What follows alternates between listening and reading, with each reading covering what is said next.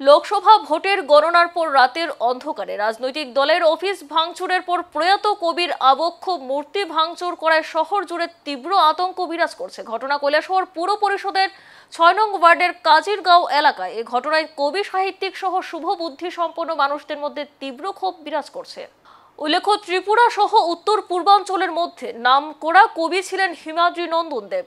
কৈলাসহর শহরের কাজিরগাঁও এলাকার স্থায়ী বাসিন্দা ছিলেন প্রয়াত কবি হিমাদ্রি নন্দন দেব। বার্ধক্যজনিত কারণে ২০১০ সালের ১ এপ্রিল কবি হিমাদ্রি নন্দন দেব মারা গিয়েছিলেন। পরবর্তী সময়ে স্থানীয় যুব সমাজ ক্লাবের উদ্যোগে কাজিরগাঁও এলাকার ট্রাই জংশনে ২০১০ সালের ১৫ অক্টোবর প্রয়াত কবি হিমাদ্রি নন্দন দেবের আবক্ষ মূর্তি স্থাপন করেছিলেন। এরপর থেকে প্রতি বছর ১ এপ্রিল কাজিরগাঁও এলাকায় আবক্ষ মূর্তির পাদদেশে প্রয়াত কবির মৃত্যু দিবস পালিত হয়ে আসছে। উল্লেখ্য, প্রয়াত কবি হিমাদ্রি নন্দন দেবের মৃত্যুর কয়েক বছর পূর্বে ত্রিপুরা রাজ্য সরকারের পক্ষ থেকে সুকান্ত স্মৃতি পুরস্কারে পুরস্কৃত করা হয়েছিল হিমাদ্রি নন্দন দেবকে। প্রয়াত কবি হিমাদ্রি নন্দন দেব কৈলাসহর তথা ত্রিপুরা রাজ্যের সাহিত্য জগতের এক উজ্জ্বল নক্ষত্র ছিলেন। কবির এই আবক্ষ মূর্তি ৫ এপ্রিল বুধবার গভীর রাতে কে বা কারা ভেঙে দেন। বৃহস্পতিবার সকালে আবক্ষ মূর্তির ভগ্নরূপ দেখে এলাকাবাসীরা হতবাক হয়ে যান। এ খবর সামাজিক মাধ্যমে চাউর হতেই শহরের বিভিন্ন প্রান্তের কবি সাহিত্যিকরা আবক্ষ মূর্তির পাদদেশে এসে তীব্র নিন্দা প্রকাশ করেন। গতকালকে রাত্রেবেলা হঠাৎ করে কে বা কারা এই কবির মূর্তিটাকে ভেঙে ফেলেছে।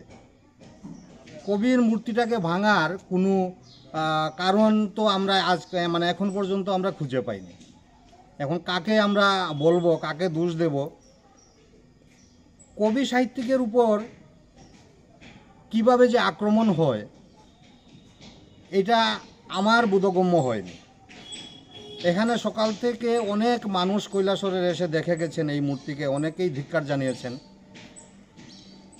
আমি সাংবাদিক বন্ধুদের মাধ্যমে আমি সারা ত্রিপুরাবাসীকে বলতে চাই যে এই যে ন্যক্কারজনক কাজ, এই এলাকার মানুষ মেনে নেয়নি, মানতে পারেনি। একজন কবির মূর্তিকে এইভাবে এই জঘন্যভাবে ভেঙে দেওয়া এটা সুস্থ সমাজ মানতে পারে না।